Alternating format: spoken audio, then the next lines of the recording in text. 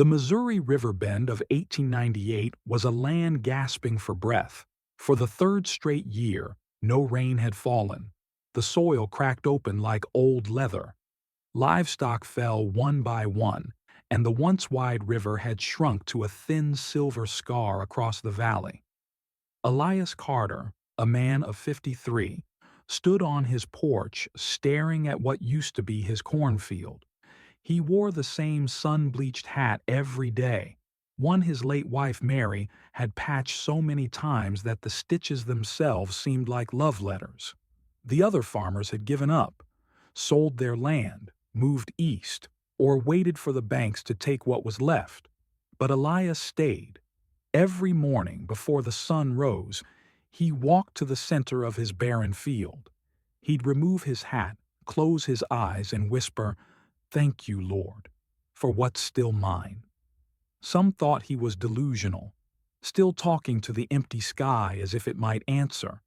But Elias had seen too many seasons to stop believing in miracles just because one was slow to arrive.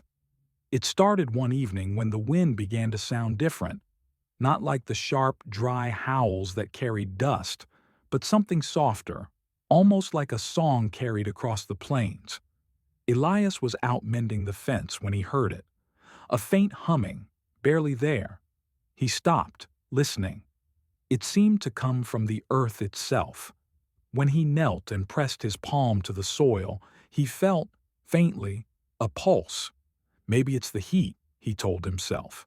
But when he stood again, the wind shifted, curling around him like a whisper. He could have sworn it said, "Remember?"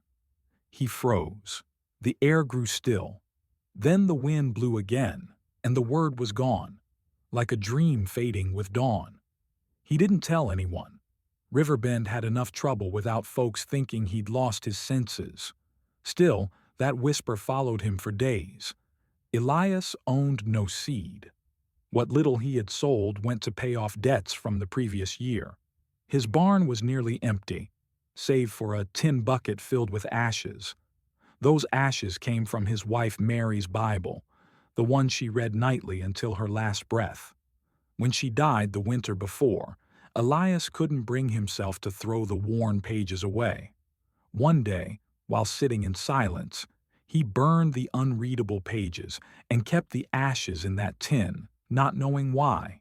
Now, with the earth dead and the town hopeless, he carried that tin to the middle of his land.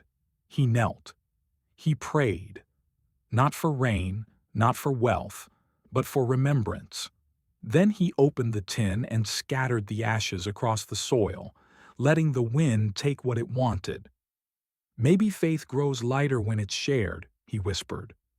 A week later, Elias was walking home from the general store when he saw a man resting by the road. He was tall, dressed in a tattered coat, his eyes sharp yet kind. A traveling peddler, perhaps, or just another soul lost to the drought. "You a farmer?" the stranger asked, tipping his hat. "Used to be," Elias replied, setting down his sack. "Now I reckon I'm just a watcher of dust." The man chuckled softly. "Dust still remembers what it was before, you know?" Elias looked up. "And what's that?" "Life," said the stranger. "Everything remembers, Elias." The farmer's heart skipped. "You know my name?" But the man only smiled, stood, and started walking toward the horizon.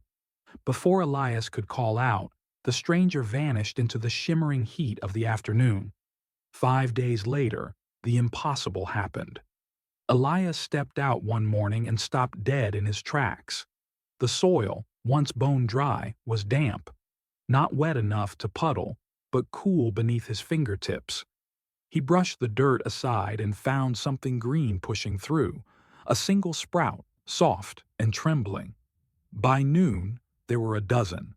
By sundown, hundreds. Old Tommy Hargrove, Elias's nearest neighbor, came running.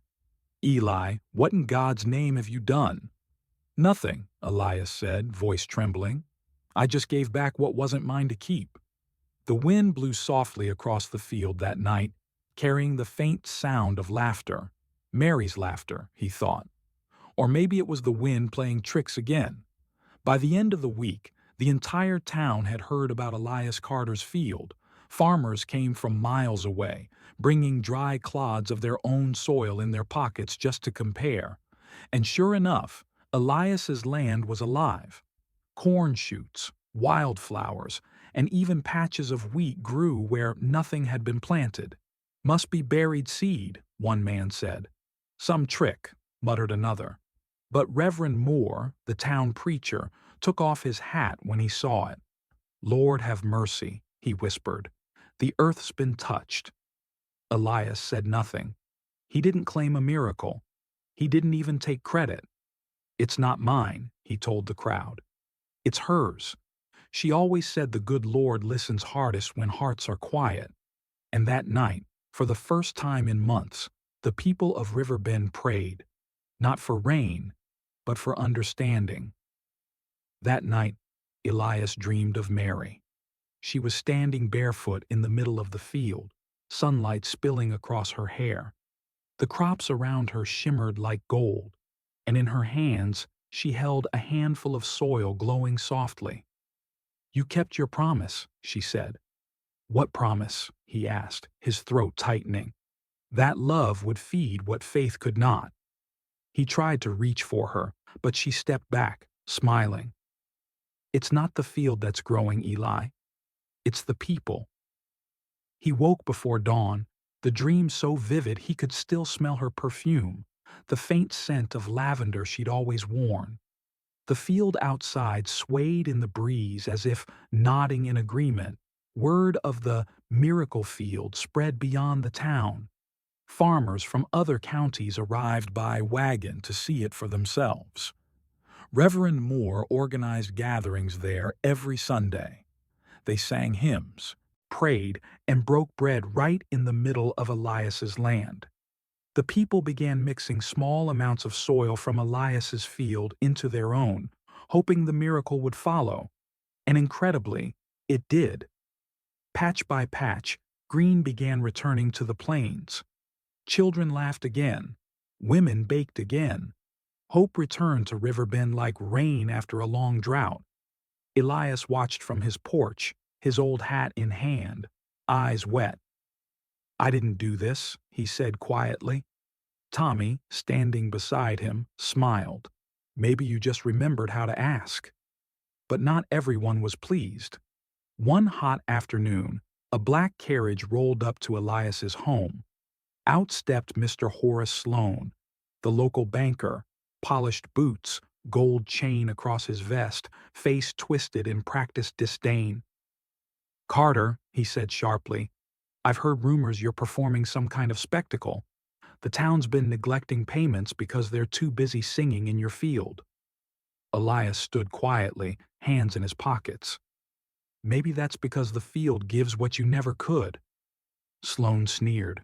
And what's that? Hope. The banker laughed coldly. Hope doesn't pay debts.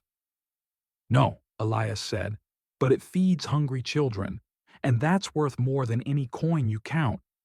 Sloan turned red. This miracle of yours won't last, Carter. When it dies, they'll come crawling back to me. But when he walked through the field to prove his point, the stalks bent slightly, as if bowing away from his steps. He left that day pale and silent, never speaking of what he saw again. By midsummer, the field was overflowing with life. Corn stood high, golden wheat shimmered in the wind, and wildflowers painted the horizon in color. Elias harvested only what he needed and left the rest open for anyone who was hungry.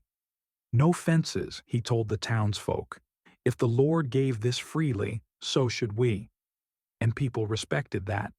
Families came daily, taking small baskets of food and leaving behind prayers, songs, and laughter.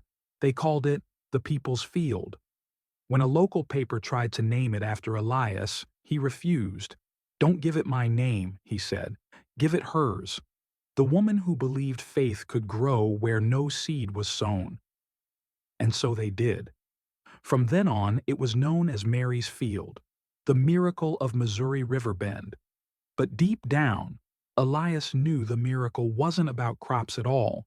It was about what the town had become, whole again, united by something unseen but felt in every heart. As the season ripened, word of the miracle field reached St. Louis newspapers. One day, a young reporter named Henry Lowell arrived in Riverbend. He was 27, city-born, educated, and famously skeptical. "I came to find the truth," he said to Elias as he set up his camera. "People are saying your field grows without rain, without seed. That's impossible." Elias smiled faintly. "Then maybe you'll find the impossible." Henry spent days taking notes, collecting soil samples, and testing water from the nearby well. He found no irrigation, no secret fertilizer, no hidden seed caches, just plain soil. He even interviewed Reverend Moore, who said softly, "If you're looking for proof in dirt, son, you'll miss what's growing in people."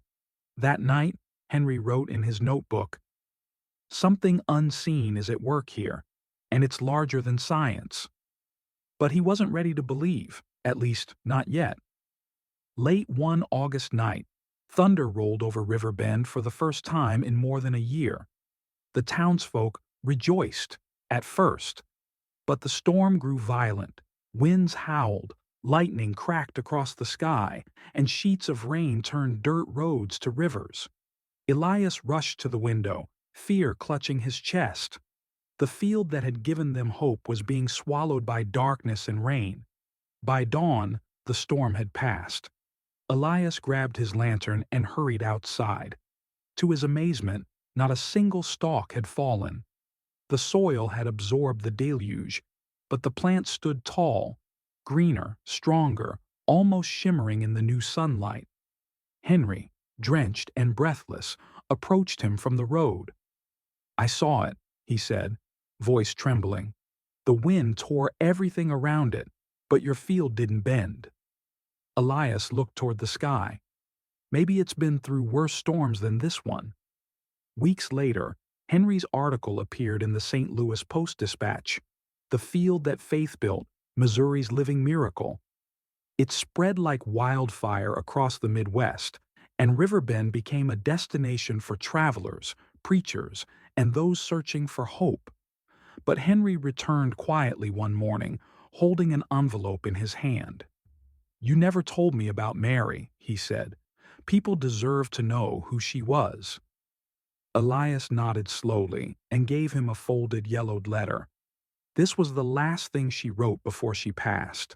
The note read, "If the earth ever grows too tired to live, give it what's left of me. I have no seeds to leave you, Eli, only faith. Scatter that, and you'll never want." Henry stood silently for a long time, tears welling in his eyes. "I can't print this," he whispered. "It's too sacred."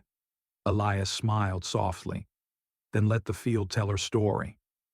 Autumn arrived with crisp mornings and golden skies. The harvest shimmered across the valley like a promise kept. One evening, while Elias was fixing the old fence near the edge of his land, he saw someone standing by the oak tree, a tall man in a weathered coat. It was the same stranger from that day months ago. "The field's grown strong," the man said. Elias nodded. "So have the people." The stranger smiled. "You gave them more than food, Elias. You reminded them how to hope." "Who are you?" Elias asked quietly. "You knew my name before I told you." The man gazed toward the moon horizon, where the last light faded. "Just someone who listens when the earth prays." Then the wind blew gently, and he was gone, like mist dissolving in sunlight. Elias stood there a long while, his hat pressed to his chest. Among the visitors who came to the field was a little girl named Lily May, 8 years old, small as a sparrow. She had no parents, her family had perished in the drought, and she lived with the church charity. Every afternoon she sat among the rows of corn and hummed to herself. Elias would find her there, drawing little flowers in the dirt. "Why here, Lily?" he asked once. "Because," she said softly, It's the only place that doesn't feel sad." Elias smiled and began teaching her small things: how to till the soil, how to listen to the wind, how to say thank you before taking what you need. Over time, she started calling him Papa Eli, and in her laughter he began hearing Mary's voice again, gentle, full of life. That autumn, for the first time in years, Riverbend held a harvest celebration. Lanterns hung from trees, music echoed through the valley. Tables were piled with bread, corn, and pies made from crops they never thought they'd taste again. The whole town gathered in Mary's field. Reverend Moore gave a sermon that many would never forget. He said, "This harvest isn't from soil or seed. It's from faith and love. God doesn't need our plenty, only our willingness to hope when it's hardest." Elias stood quietly at the back, hat in hand, watching families dance, laugh, and share food. He looked toward the sky and whispered, "We made it, Mary." And for just a moment, he swore he could feel her hand in his. Winter crept in gently that year, painting frost over the windows, but leaving warmth in people's hearts. Elias had grown frail. The field was now cared for by volunteers and families who'd once depended on it to survive.